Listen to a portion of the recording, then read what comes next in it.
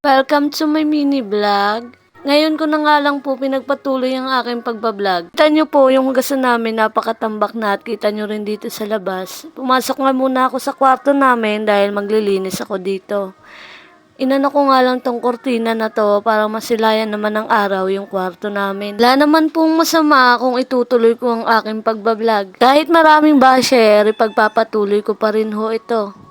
Wala po akong pakialam sa sasabihin ng mga tao. Di ko na po kailangan mahiya at gagawin ko na nga po ulit ang aking pagbablog. Nayos ko na nga po yung mga unan dito para naman masimulan ko na ang aking paglilinis. Maraming salamat po sa inyong lahat. Sana po suportahan nyo lang po ako. Nagpapasexy pa nga ako dyan kaya tignan nyo yung katawan ko na sobrahan na sa payat. Tinutupi ko na nga rin po yung kumot namin. Pagkatapos ko nga po dito ay doon na naman ako sa labas. Lilinisan ko na nga rin po yung labas namin para makagala na ako.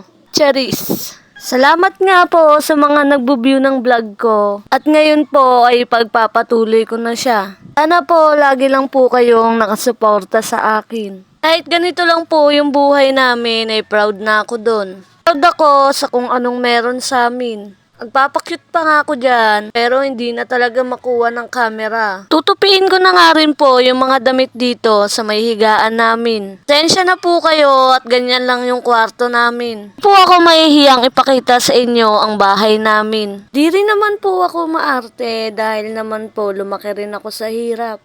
Dahil wala pong tutulong sa inyo kundi yung sarili nyo lang din. Proud nga rin po ako kung anong meron kami ngayon. Di ko rin po nakakalimutan magpasalamat sa taas. Panoorin nyo nga lang po itong vlog ko. Maraming salamat po sa inyong lahat.